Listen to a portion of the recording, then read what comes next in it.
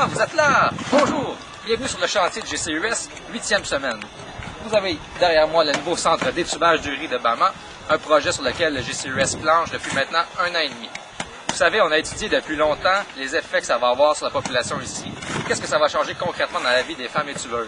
Et cette semaine, on veut vous faire découvrir un petit peu quels seront ces effets, combien on va pouvoir améliorer la qualité de vie des femmes ici et la population en général.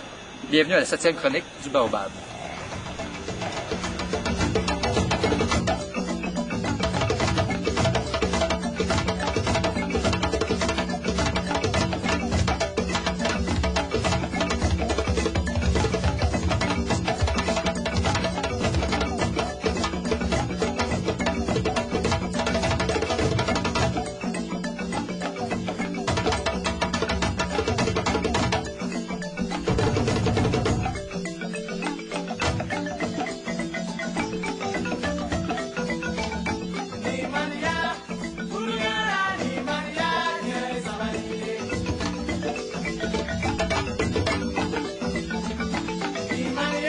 Bonsoir à tous. Alors, je vous présente Marianne, qui est la présidente de l'Union des femmes étubeuses du riz de Bama, et Asita, qui travaille pour l'Union des femmes étubeuses du riz de Bama aussi.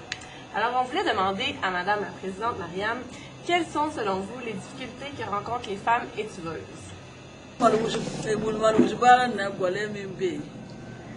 Les difficultés qui se trouvent pour nous, les femmes étubeuses, c'est qu'il n'y a pas de marmite, pas de barrique et pas de dalle pour le séchage. En plus, les clients manquent, alors vendre le riz, c'est pas facile. C'est ça le problème.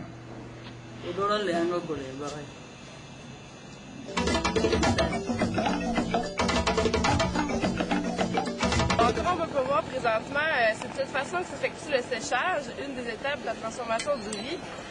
Comme vous pouvez voir, les dalles de séchage sont juste à côté de la route. Il y a plein de gens qui circulent, les animaux circulent, les voitures. C'est pas vraiment des questions de salubrité qui sont vraiment bonnes pour la qualité du riz.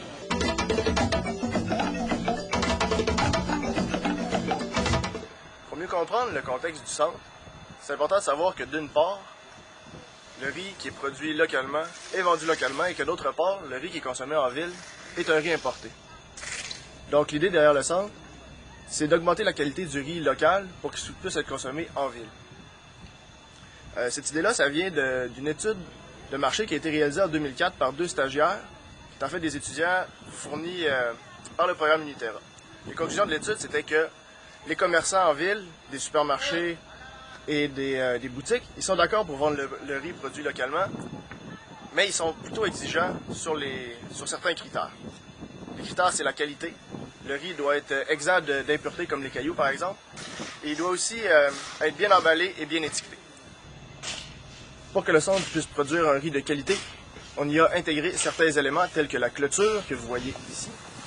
Cette clôture permet d'empêcher les animaux de rentrer sur le centre et ainsi de contaminer le riz. Un autre élément important, ici la dalle de séchage, qui est surélevée et qui sera bétonnée afin d'empêcher les cailloux de se mélanger au riz lors du séchage. Vous voyez ici le vestiaire dans lequel les femmes pourront se changer avant d'aller travailler. Et bien sûr, les bébés resteront à l'extérieur du centre. Maintenant, M. Théophile Dipama, le secrétaire exécutif du Comité interprofessionnel du riz du Burkina, aussi appelé CIRB, va nous présenter les impacts du centre sur les femmes étubeuses de Bama. En termes de revenus, il faudrait dire qu'au niveau des supermarchés, des supérettes, le riz peut se vendre 2 à 3 fois plus cher que ce qui est commercialisé au niveau du marché local. Donc ça veut dire que du coup, les femmes auront un peu plus de travaux à faire parce que là, elles seront obligées de respecter la qualité exigée par ces supermarchés, mais leur revenu va du simple au triple carrément lorsqu'elles vont commercialiser au niveau de ces centres. Et troisièmement, ce qu'on peut ajouter aussi qui est un point important, c'est que l'accès au financement pose problème. Avec le centre et ça veut dire qu'elles sont aujourd'hui capables d'aller gager les documents du centre pour prétendre à un prêt et venir faire leurs activités. Et elles peuvent également utiliser le centre comme un outil marketing. Elles sont capables d'aller dire aux commerçants, aux transformateurs, venez voir les conditions dans lesquelles nous travaillons. Et à partir de là, ces intermédiaires auront confiance, ils sauront qu'elles travaillent dans des conditions de qualité acceptables et là, ça instaure la confiance. Donc, je crois que l'intérêt du centre va vraiment du social à l'économique en passant par les aspects financiers, surtout les tableaux, les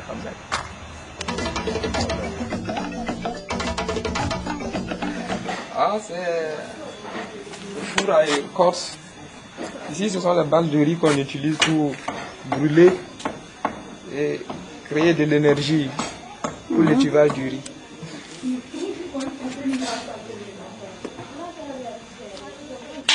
Ce qui est d'autant plus intéressant, c'est qu'on va pouvoir faire économiser beaucoup d'argent aux femmes qui auront pu acheter le bois avec lequel elles faisaient l'étuvage et le trempage auparavant.